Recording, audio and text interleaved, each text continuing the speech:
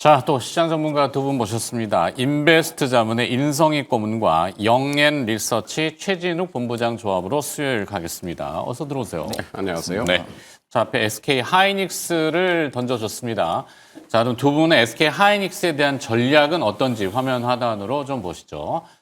자, 인성희 고문 SK 하이닉스 전략 매수. 네, 그다음에 최진욱 본부장도 매수. 두 분 다 매수입니다. 매수의 근거와 타당 이유를 드려보죠. 인성희 고문부터 가볼까요?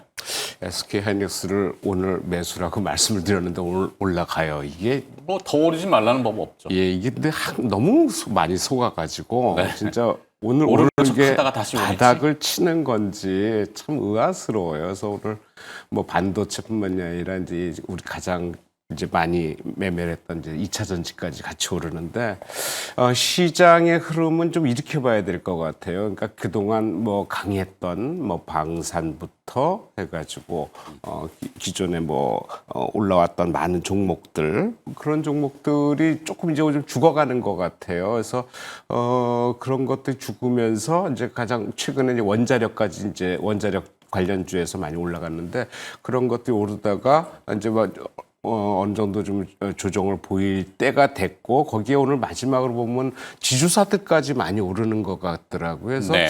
야 지주사들까지 오를 정도면은 이제 거의 상승의 한 템포는 지나가지 않았나라는 생각을 갖고 있는데 여기에서 바톤을 이어받은 게 오늘 이제 반도체 관련해. 근데 왜냐면 엔비디아가 그렇게 주가가 오른다 바닥을 치고 오른다 그래도 우리나라 반도체 주가가 움직이지 않았었거든요. 대표적으로 뭐 삼성전자 하이닉스를 보면 알겠지만 움직이지 않았다가 이제서 이제 오늘 엔비디아 뭐 장 끝나고 이제 야간에 이제 실적 발표하는데 당연히 좋게 나오겠지. 그래서 그 후에 실적이 어떻게 예상이 되느냐라는 코멘트에 대해서 관심을 많이 갖고 있는데 나쁘지 않을 것 같다는 생각을 해요. 그래서 그런 거에 영향을 받을 수는 있겠지만은 워낙 그런 얘기를 많이 들었는데도 불구하고 반도체 주가는 꼼짝도 안 했거든요. 그래서 오늘 올라가는 게 진짜 뭔가 변한 거냐라는 생각을 좀 해봐야 되는데 일단은 외국인이 하이닉스에 대해서 1월 이후에 지금 꾸준히 매수는 하고 있어요. 지금 기관 외국인이 한 700, 그러니까 기관은 1월 이후부터 순매수 돌아서 한 600만 주 순매수를 하는데 중요한 건 외국인이 그동안 계속 매도를 하다가 그러니까 5월부터 매수로 돌변했다. 이것은 전체적인 시각이 좀 변한다라는 것도 한번 관심 있게 가져볼 필요가 있다. 외국인이 한 700만 주 지금 5월 들어서 누적으로 매수를 하고 있거든요. 전체적으로 보면 외국인은 지난 8월 이후 9개월 동안 순전히 매도였어요. 매도를 거의 38조가 매도를 했다가 5월 들어갖고 매수로 확실히 바뀌었거든요. 한 1조 좀 넘게 매수를 했는데 코스피 시장에서 전체적인 시각이 외국인이 매도가 거의 끝나갔다. 대표적으로 반도체주다. 반도체주의 대표적인 종목 SK 하이닉스, 삼성전자는 아직이지만 하이닉스에 대해서는 뭔가 변해가고 있다라는 측면에서 이게 이제 바닥을 찍고 상승하는 쪽으로 봐야 되지 않겠나라는 시각을 이제는 가져볼 때가 분명히 됐다라는 생각을 갖고 있습니다. 네. 최진욱 본부장은 역시 매수 의견 주셨는데 어떤 네네. 이유로? 저는 뭐 항상 말씀드렸다시피 삼성전자보다 SK하이닉스가 조금 더 우위권에 있다라고 보고 있는 상황이에요. 그러다 보니까 이제 결국 뭐 지금 시대에서 계속 주목하고 있는 부분들도 AI 인프라에 대한 부분들의 대규모 투자죠. 그럼 결국 AI 쪽에 대한 부분들의 시장이 커진다라는 것은 당연히 원전 쪽도 수혜가 될 수밖에 없는 거고 뭐 신재생이라든지 특히 이제 HBM 쪽에 대한 부분들에도 수요가 폭증을 할 수밖에 없는 그런 현실이다 보니까 SK하이닉스의 실적 같은 경우는 계속해서 좋아질 가능성은 높다고 봅니다. 다만 이제 우리가 바라보고 있는 이 눈높이 수치에 과연 적당한 주가의 위치를 해주고 있는지 없는지 그 여부가 일단은 이제 주가의 변동성을 좀 나타내줄 가능성이 높은데 일단 지금 29일 새벽에 엔비디아 지금 1분기 실적 발표를 좀 앞두고 있는 상황입니다. 일단 이제 중국 쪽에 AI 저가형 칩에 대한 부분들의 블랙에레침 출시를 한다라고 좀 이야기를 한 상황이죠. 아마 이제 실적 부분들은 뭐 지금 골드만삭스에서도 예상치 좀 상회에 대한 부분들을 좀 이야기를 하고 있고 물론 이제 실적이 잘 나온다고 해도 그 이후에 대한 부분들의 발언이 좀 중요할 것 같아요. 중국 쪽에 대한 부분들 부분들의 수출을 판매 계획, 상세하게 좀 어떤 식으로 좀 풀어 나갈 것인지 그 여부가 좀 가장 중요하지 않을 거라고 보고 있는 상황이고, 일단 지금 중국 시장을 버리지 못하는 상황이죠. 엔비디아 입장에서도. 그러다 보니까 이제 새로운 좀 블랙엘에 대한 저가형 AI 칩에 대한 부분들의 출시를 앞두고 있는 상황이다 보니까 상대적으로 이제 HBM 쪽에 우선 공급을 진행을 하고 있는 SK하이닉스 입장에서는 엔비디아의 좀 수요가 AI 칩의 수요가 많아질수록 HBM에 대한 부분들의 수요도 당연히 좀 많아질 수밖에 없는 그런 좀 현실에 좀 와 있다라고 좀 보고 있는 상황이고요. 일단 뭐 아직 뚜렷한 레거시 쪽의 회복은 나오고 있는 모습들은 아닙니다. 다만 이제 견조한 AI 수요, 즉 AI 수요가 계속해서 많다라는 것은 상대적으로 삼성전자 대비해서 HBM 쪽에 대한 부분들이 ASP 판가 방어가 굉장히 좀 우세한 그런 기업이라고 좀 볼 수가 있는 부분들이고요. 아마 저는 HBM 쪽은 계속해서 좀 화랑기를 좀 타고 올라갈 가능성이 높다라고 보고 있고, 그에 있어서 지금 SK하이닉스의 주가 같은 경우는 여전히 좀 박스권에 갇혀 있는 모습입니다. 오늘 일단 뭐 양봉으로 좀 출발을 해주고 있는 모습이긴 하지만 저는 좀 가장 중요한 게 21만 원대를 과연 돌파를 시켜줄 수 있을지 없을지 여부가 그 다음 추세에 대한 부분들의 발산의 좀 위치 국면에 좀 있다라고 보고 있는 상황이거든요. 그렇기 때문에 오늘 좀 21만 원대를 거래량을 좀 실으면서 돌파를 시켜주고 좀 마감을 해주는지 그 여부들을 좀 체크를 하셔야 되고, 아마 21만 원대를 돌파를 시켜주고 오늘 종가로 좀 마감을 시켜준다라고 하게 되면은 아마 앞전 최고가 라인 한 24만 원대 근처까지 다시 한 번 더 랠리가 좀 나올 가능성도 높다고 보고 있는 상황입니다. 네. 일단 두 분 다 매수 의견. 자, 상식적으로 어떤 붕어빵이라고 쳐요. 그러면은 붕어빵을 만드는 곳에서 대기업에 대량으로 납품하기로 결정했다. 그러면은 붕어빵 틀도 막 주문을 해야 되고, 거기에 들어가는 팥 앙금도 주문을 해야 되고, 반죽도 주문해야 되고, 이렇잖아요. 근데 이제 자, 엔비디아하고 지금 오늘 기사 내용 보니까 SK하이닉스가 엔비디아 6세대 고대역폭 메모리 HBM4 12단이죠. 공급 협상 마무리 단계에 접어든 것으로 파악됐다. 마무리는 아직 안 됐어요. 만약 마무리됐다 그러면은 이제 발주를 막 쭉쭉 내야죠. 근데 HBM의 지금 가장 핵심은 다 뭐 주식하시는 분들은 공인 인증하듯이 TC 본더라는 부분인데, 한미반도체하고 한화비전하고의 그 논란이 아직도 애매모호합니다. 일각에서는 봉합이라고 표현하는데, 글쎄요. 그러면 발주들이 쭉쭉 나와야 되는데, 지난번 일부 발주는 아주 그 물량 가지고는 HBM4나 이 차세대 6세대 HBM을 만들 수 있는 수준이 아니거든요. 그러니까 이게 상식으로는 이해가 잘 안 돼서, 인성이 고문은 어떻게 생각하시는지. 글쎄 지금 뭐 한미 반도체하고 SK하고 이제 뭐 독점 거의 뭐 10년 이상 독점 관계를 하다가 이제 하나 세미텍이 쳐들어오면서 네. 그 관계가 아주 애매모호해지고, 화가 난 산미에서는 우리 없이 니네 할 수 있겠어 하고 그냥 그 실무진 다 빼내기도 하고 해서 한번 쇼를 했던 뭐 그런 거 같은데, 결과적으로는 이제 그 독점을 하던 한미 반도체에서 이제 과점으로 넘어가는 그런 과정이다라고. 그렇게 된 이유는 근본적으로 반도체의 그 생산 물량을 더 많이 해야 되지 않겠느냐. 그거 가지고 한미 반도체에서 혼자서 감당하기에는 뭐 부족하다. 뭐 그 캐파를 늘리면, 증설을 늘리면 가능하겠는데, 아무래도 하이닉스에서는 한쪽으로 끌려가기보다는 뭔가 한쪽을 또 만들어 놓고, 그래서 아마 그런 쪽에 저울질하는 그런 모양새를 만드는 게 하이닉스에서는 좀 유리하지 않았을까라는 생각이고, 거기에 화가 난 이제 한미 반도체가 반기를 들었는데, 결과적으로 봉합수로 가는데 이게 봉합이 될 수는 없고, 결과적으로는 이제 나누는 과정 관계, 그러니까 독점에서 독과점으로 이제 넘어가는데 아무래도 그 비중은 좀 다르겠지요. 그래서 그런 쪽에서 본다면 향후에 어떤 그런 여러 가지 상황들이 뭐 어쨌든 늘어나는, 그러니까 전체적인 매출이나 이런 것이 늘어나면서 그런 현상이 벌어지는 게 아닌가라는 생각이고, 그건 하여튼 뭐 그쪽에 또 문제고, 문제는 지금 붕어빵 얘기하셨는데, 네네네. 어차피 붕어빵이 많이 팔려면 뭐 여러 가지 뭐 재료나 뭐 장비 들어가야 되는데, 실제로 붕어빵이 많이 팔려야 되잖아요. 그러면 지금 반도체 관련 주변주를 본다기보다는 그거보다는 지금 진짜 붕어빵을 많이 팔 수 있는지. 그러니까 네. 하이닉스가 실제로 엔비디아에 계속적으로 뭐 HBM4까지 해서 실제 납품이 되고 삼성전자는 HM3가 통과가 되고 뭐 여러 가지 상황들이 실제로 매출에 연관이 되는지가 더 중요하다 생각이 들면은 일단은 다른 주변주보다는 일단 본주 쪽으로 바라보고 좀 들어가는 게 현재로서는 지금으로서 왜냐하면 많이 오른 게 아니라 다 빠진 상태로 올라가기 때문에 일단 대장주 우선으로 해서 먼저 올라가고 그게 많이 실제 올라간 다음에 딴 걸 볼 수 있기 때문에 그렇다면 일단 본주 쪽으로 보는 게 현재로서는 더 정확히 맞지 않겠나라는 거고 다른 거 괜히 골치 아프게 보지 말고 일단은 대장주만 보자라는 생각입니다. 네. 자, SK 하이닉스를 붕어빵에서 만들어버렸는데 제가. 그건 아니고 그냥 비유하자는 거니까 오해는 없으시고 가라고. 뭐 요즘은 다 이제 알아들으시니까.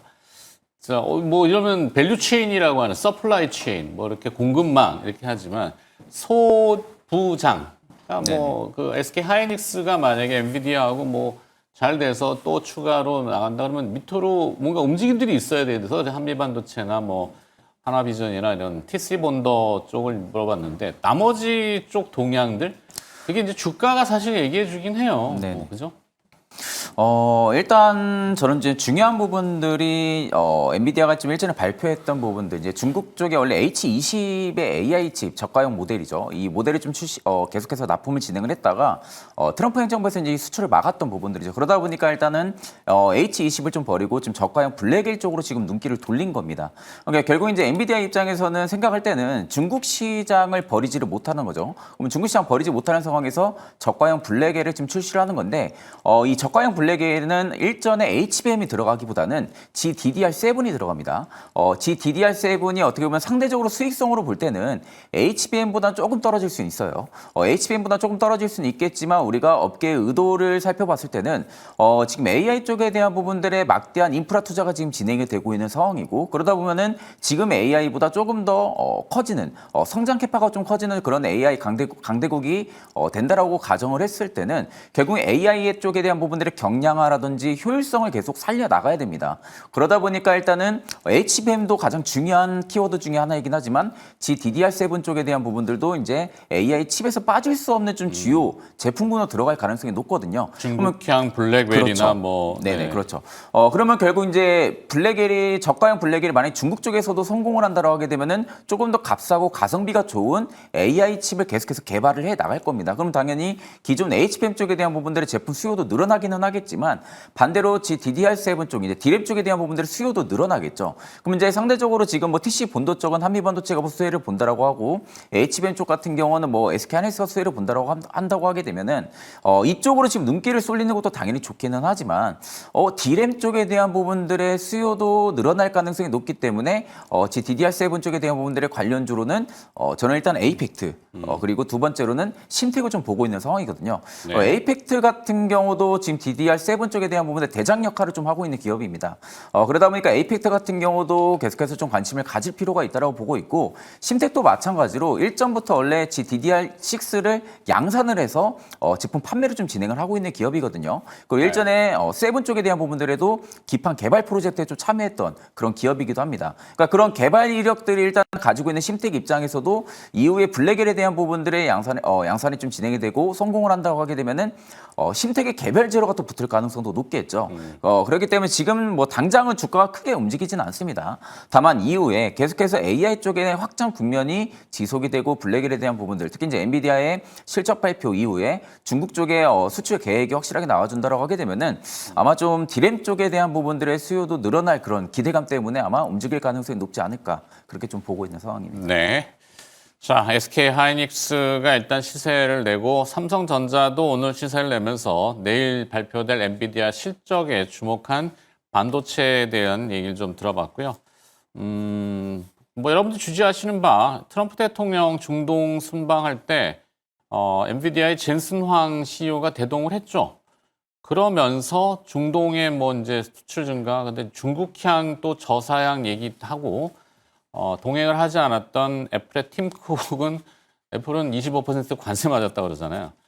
뭐 하여튼 그런 맥락도 조금 한 번씩 이해해 보면은 중국 시장에 대해서 뭔가 여러 가지로 조금 미국과 교섭도 잘 하려고 하는 것 같고 시장도 개화하는 것 같아서 잘 됐으면 좋겠네요. 네.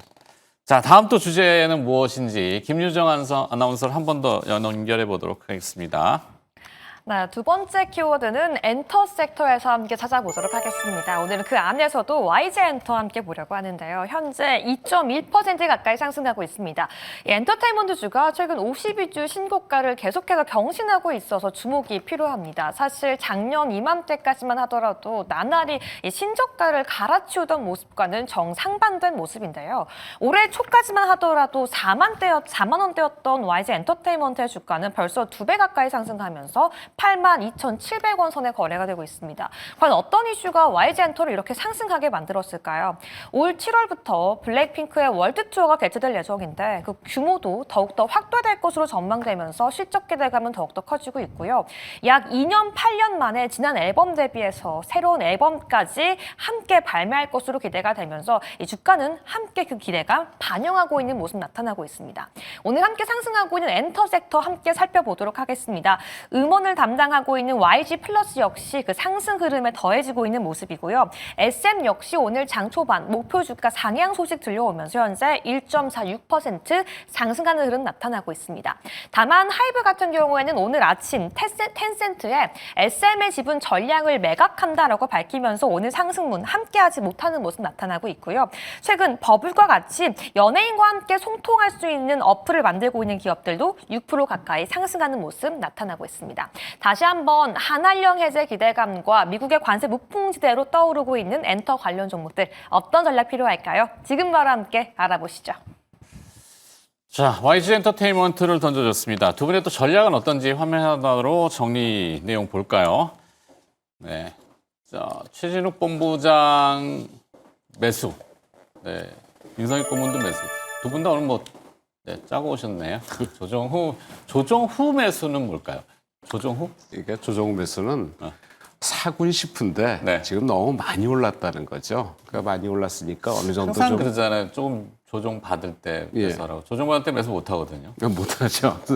좀 그래도 지금 가격대는 좀 많이 올라갔다라는 거. 뭐 어제 리포트 나온 거 보면은 현 가격을 좀 올렸더라고요. 목표가를 보통 이제 88,000원, 9만 원 집 근처까지 가다 지금 10만 원 넘어서 11만 원대까지 지금 조정을 해갖고 이제 목표가를 높이긴 했는데 일단 단기적으로 좀 많이 올라왔어요. 많이 올라왔고 이 회사가 그 제일 많이 올랐을 때가 재작년 2022년도 그러니까 2023년도예요. 3년도 5월에 최고가가 97,000원이었어요. 그때 영업이익이 795억이 났거든요. 근데 올해 예상하는 컨센서스는 한 600억 정도 되는데 좀 올려가지고 이제 목표가 올라가면서 좀 컨센서스 올리더라고요. 700억 이상 나올 것으로. 그래도 23년도에 목표가 최고가를 그러니까 최고 영업이익을 돌파는 못한단 말이에요. 근데 그때 최고가가 좀 오버슈팅해서 97,000원까지 나왔는데 현재 가격대가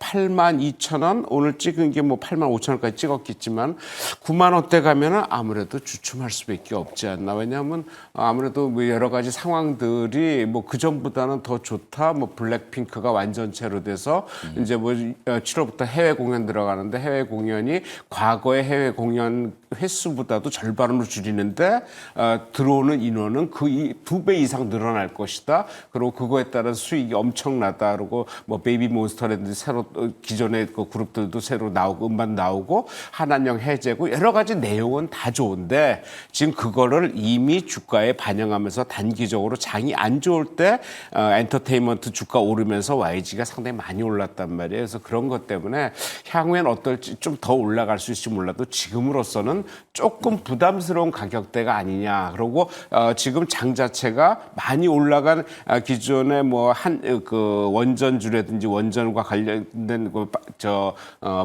풍력, 조력 뭐 이런 거에서 지금 대선 관련 대선 정책 공약도 같이 올랐거든요. 네. 그다음 방사는 지금 아직 빠지다고 계속 올라가고 있고 거기에 여러 가지 중장비 건설 뭐 여러 가지 올라가기 때문에 그런 것들이 오늘 쉬면서 장 자체가 그동안 안 올랐던 2차 전지나 반도체로 좀 옮겨간다 그러면은 기존에 이것도 올랐다라면 좀 쉬어갈 가능성이 크다라는 쪽에서 향후를 바라보고 현재로서는 많이 갖고 있는 계신 분이라면은 약간 좀 매도를 고려하고 살려고 좀 노력하시는 분들은 조금 조정을 좀 어느 정도 조정 플랫폼을 완성하고 차트를 봐야 되겠죠. 그래서 어느 정도의 차트의 하락세에서 리바운딩할 시점까지는 좀 기다렸다 매수하시는 게 더 좋은 전략일 것으로 생각이 됩니다. 네.